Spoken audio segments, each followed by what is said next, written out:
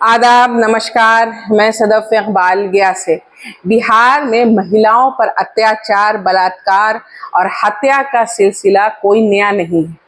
बिहार में महिला कभी भी सुरक्षित नहीं रही। आपको याद दिला दूं कि 1980 के दशक में एक बहुचर्चित बॉबी हत्याकांड सामने आया था।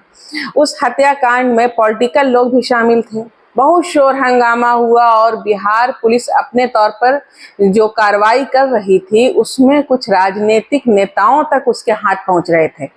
लेकिन आनन फानन में उस मामले की जांच सीबीआई को दे दी गई, जिससे मामला ठंडे बस्ते में हमेशा के लिए चला गया और आज तक उस मामले में किसी को दोषी करार नहीं दिया जा सका और ना ही किसी को सजा हुई।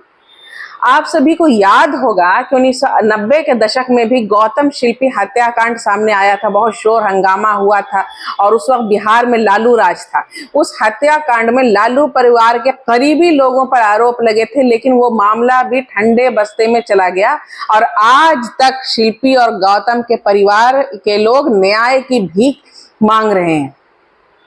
एक तरह से इस हत्याकांड में कथित तौर पर अपराधियों को बचाने की कोशिश की गई थी।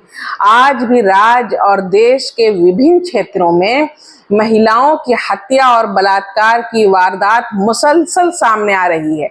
हाल ही में पश्चिम बंगाल कोलकाता में एक महिला डॉक्टर की रेप के बाद हत्या कर दी गई, जिसके विरुद्ध पूरे भारत में डॉक्टर एहतजाज कर रहे हैं। इस हत्याकांड की जितनी भी निंदा की जाए कम है। अभी चंद दिनों पहले मुजफ्फरपुर में एक लड़की का रेप के बाद कत्ल कर दिया गया और कल बोधगया में इसी तरह की एक घटना घटी है, जिसमें 12 साल की नन्ही बच्ची के साथ 3 लोगों ने दुष्कर्म किया और उसे जख्मी हालत में छोड़कर फरार हो गए। ऐसे लोगों को फौरन सजा क्यों नहीं दी जाती है? इस तरह का दुष्कर्म करने वालों की पहचान होने के बाद उन्हें चौराहे पर फांसी पर लटका देना चाहिए, ताकि फिर किसी और को हिम्मत ना हो। मगर सरकार सख्त कदम उठाने के बजाय दोषियों को बचाने में लग जाती है। नीतीश कुमार महिलाओं की सुरक्षा का दावा करते हैं, लेकिन जमीनी हकीकत बिल्कुल उलट है। और याद कीजिए, इन्हीं के राज्य में मुजफ्फरपुर बालिका सुधार गृह घटना को अंजाम दिया गया था, जिसमें बिहार के राजनीतिक सफेदपोश लोग भी कथित तौर पर शामिल थे। क्या हुआ उस केस का? ये बिहार की तारीख का सबसे बड़ा कांड था, मगर पुलिस ने सफेदपोशों को साफ बचा लिया। आजकल बिहार में महिलाओं पर तरह तरह के अत्याचार की घटनाएं तेजी से बढ़ती जा रही हैं, मगर सुशासन बाबू का इस तरफ कोई विशेष ध्यान नहीं है।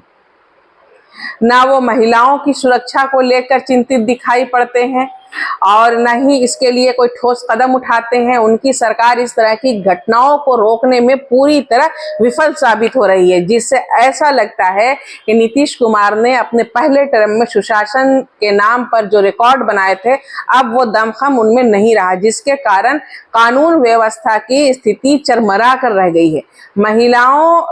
महिलाएं उनके राज में सुरक्षित नहीं है, मगर ये महिला उत्थान का ढोल पिटकर अपना वोट बैंक बढ़ाने के फिराक में हमेशा लगे रहते हैं।